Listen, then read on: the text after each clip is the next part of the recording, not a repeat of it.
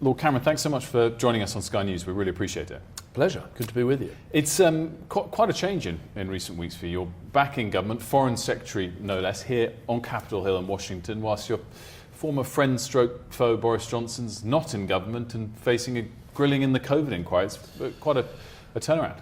Well, I think I did my appearance in front of the COVID inquiry, and it's important we find out, what things we could get better next time. The thing I would say is that it was the most difficult problem that I think any government's had to cope with since the war. So I don't look at what Boris has said or anyone else has said and think, oh, it was so easy, there was such an easy answer, we could have done this, we could have done that. It was incredibly difficult. And I think you do have to see everything through that lens. Clearly you're here on Capitol Hill in large part to talk about Ukraine, just fresh from one meeting with more to come. Did you ever think that you'd have to come here to convince Republicans in the US to want to back a war against Russia? I mean, look, things have changed, and that's partly because of, politics has changed. The big pressure on political parties all over the world caused by problems of migration, caused by problems of some of the effects of globalization, that's changed our politics. And so you have to accept what's there and work with it. I'm absolutely passionate that we must help Ukraine. This to me is the struggle of our generation. It's the most clear example of one country invading another, risking security on our continent. And the message I've been giving here is that a risk to European security is also a risk to American security. We know with Putin, if you don't stop him here, he will come back for more. And on the sidelines, enemies of America will be cheering. So I think it's a strong argument to make, and I feel it's going down well. But yes, it's challenging because you've got a lot of different opinions and a lot of people worried about domestic considerations and all the pressures there are with the crisis in the Middle East as well. But I think we've really got to focus on Ukraine and Russia. We've got to help this brave country withstand this appalling illegal aggression. If this vote does not go the way that President Biden wants it to do, he was just making an address urging senators and congressmen to push it his way, is it a sign that America, despite the willingness of its principle, is actually a less reliable ally for Europeans than in the past? No, they are an extraordinary partner for us, and we've seen that whether we were fighting against ISIL in Iraq and Syria, all the struggles that we've been involved in, they are indispensable in that way. But I think you have to respect the fact, in Congress, the House is controlled by one party, the Senate is controlled by another.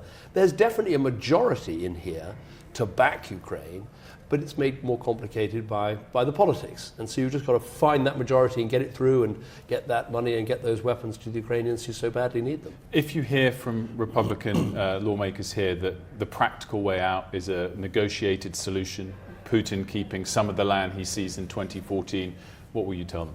Well, what I say to them is, look, of course, one day we have to, help bring this to an end. But right now, the task is to support Ukraine, to help them in this fight, to help them through the winter.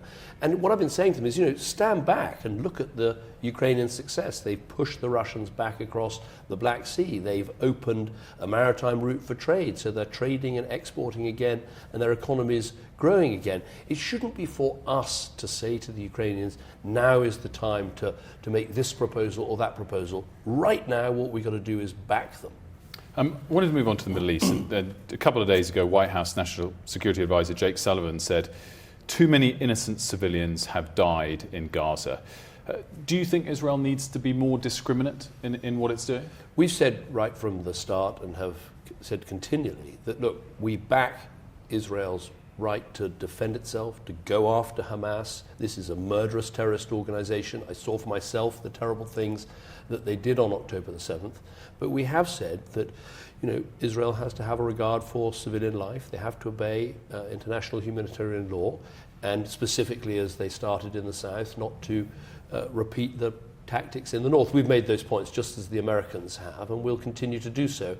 But fundamentally, I would make the point that of course, we want to see pauses so that aid can get in and hostages can get out.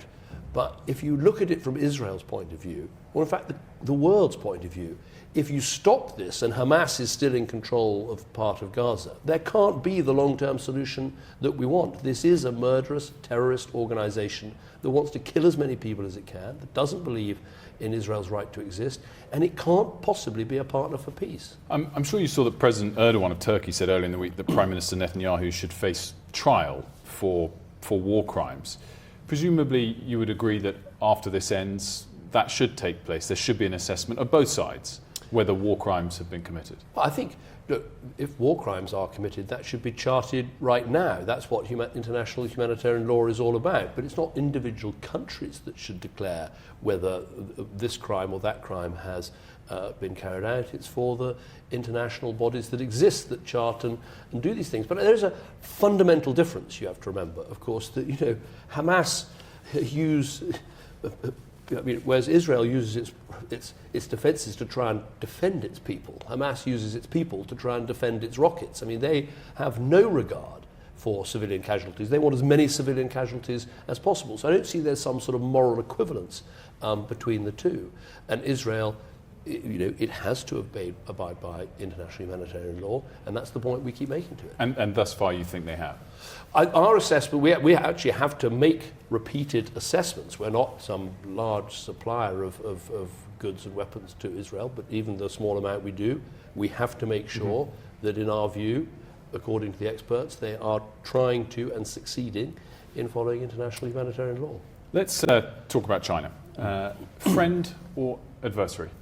Well, what they are is an epoch-defining challenge for our country. I mean, a lot has changed since I was Prime Minister. We did build a strong relationship with China based on trade and cooperation, and much of that was worthwhile, but things have changed. We've had the events in Hong Kong, we've had the treatment of the Uyghurs, we've had the sort of wolf warrior diplomacy, the treatment they meted out to friends of ours like Australia and Lithuania. So things have changed, and so it's right that our policy has changed, and we now want to meet this challenge by protecting ourselves more deeply in terms of against cyber attack and other potential hostile actions. We want to align with our allies because we're much stronger if we work with partners like the United States.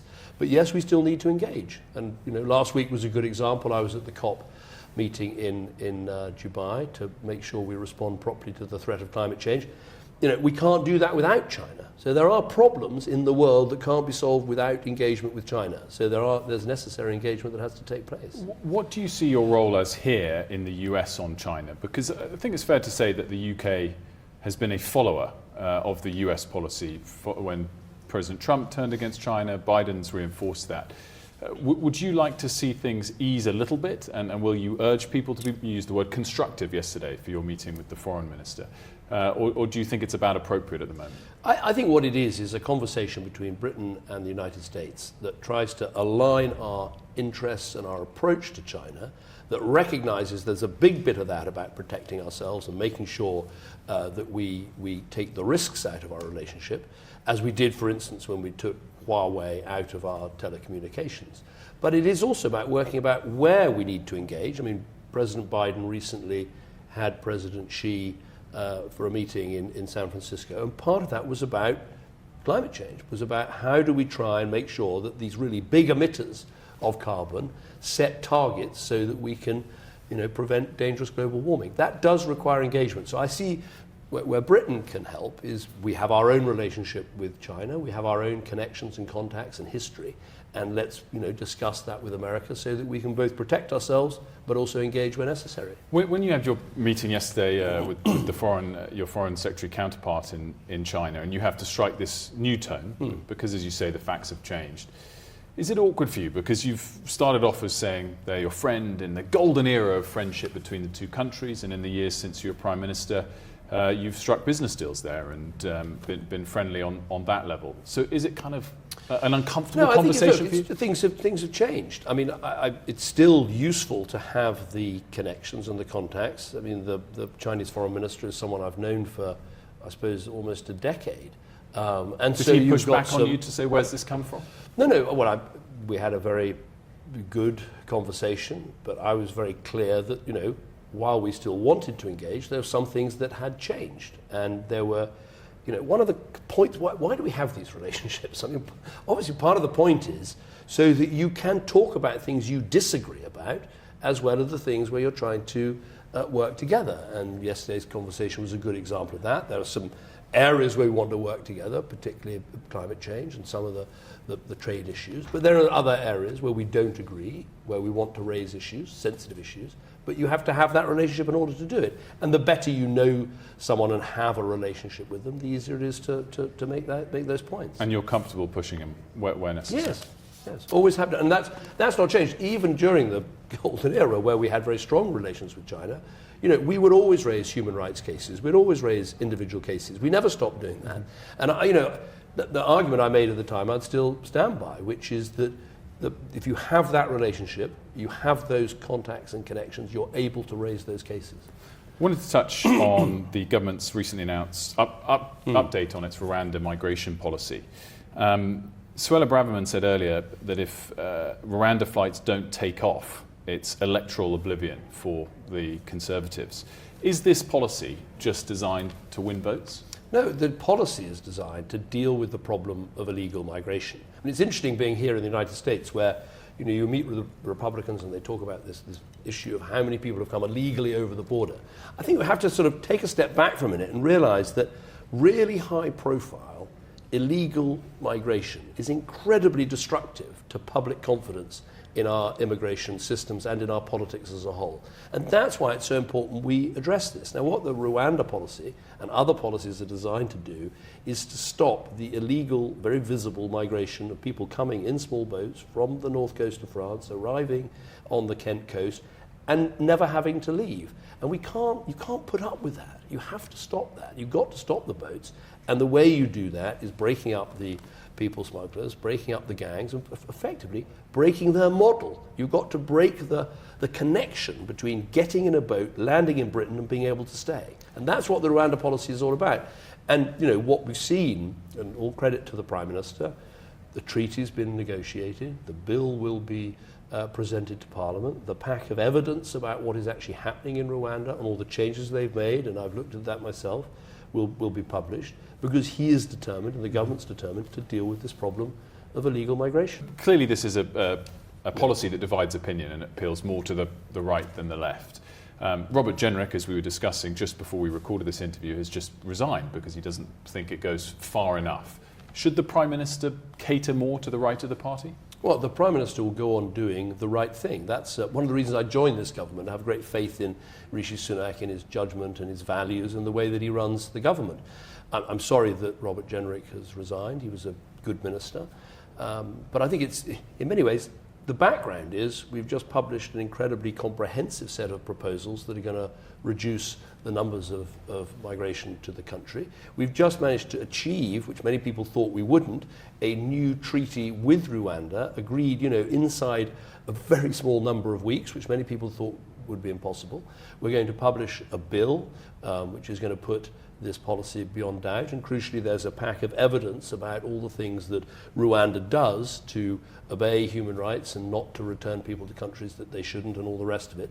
So I think actually it's just at the moment when these policies are being put in place. Many people questioned the policies you disagree with when you rejoined this government. On the moral point, taking people against their will to not just a third country, but a third continent, thousands of miles away, morally, you're content to stand up next to that? Well, the people who are going to be on this travel to Rwanda are people that have left a perfectly safe country in France, right? This is not people moving from, Afghanistan to Pakistan. These are people moving from France to Britain. France is a safe country. And if you want to stop the boats, if you want to stop this illegal migration, you simply have to have a returns policy. I saw it when I was in office, actually, when there were huge numbers of people going from Turkey to Greece. And everyone thought that would never be stopped. But actually, once there was an agreement that anyone who arrived on a dinghy from Turkey to Greece went back to Greece and went back to Turkey, and the Turks would take them back, the numbers almost collapsed overnight. Mm-hmm. So ultimately, nobody wants lots of people to be flown to Rwanda. As soon as that policy is in place, I think the number of people coming across the channel in boats will radically reduce. And that's the aim. which is to stop people travelling illegally from one perfectly safe country, France, to another perfectly safe country, Britain. As we wrap things up, Foreign Secretary, I want to just touch on the special relationship between the UK and the US and the extent to which you think that is a relationship between the two countries, or whether the individuals at the top influence it, something, of course, you have great experience of. And I ask this question with the fact that Donald Trump is currently the favourite to become president again. Just last night, he said that he would be willing to act as a dictator, albeit just for one day. He made clear again he wants to leave NATO at a critical time for NATO. Would that question the ability for the UK and the US to remain number one allies? I think what we've seen over the years is you found that the special relationship, obviously it helps if there's some personal chemistry between Prime Minister and President, but we've seen it continue even when they're from different parties or even when they don't particularly agree, because the relationship goes very deep. It's about values, it's about our shared history, it's about language and culture. The special relationship exists in the many business relationships, the cultural relationships. It exists particularly, something I saw as Prime Minister, in the very deep intelligence relationships and military relationships that we have, and those continue and would continue whoever is president. But obviously the relationship is stronger when you can try and find policy agreements as well at the top. I know we're out of time, Lord Cameron, but you're clearly enjoying being back in the saddle, albeit in the imperfect way from the House of Lords. There's an election coming up. Will you be seeking a seat in the Commons again? No, I won't. I'm very happy. Look, I mean, I want to make sure I'm accountable to Parliament, and I am. Yesterday I did questions. But you don't want to go back in the the Commons? I don't want to go back into the Commons. So it's a temporary role? It's a role I hope I'll be doing after the election when we've won it. But I'm doing it from the House of Lords. The point I was trying to make is you are accountable as a Foreign Secretary in the House of Lords, but I'm very happy if we want to find other ways of people from the House of Commons asking me questions as well. Very happy to look at that too.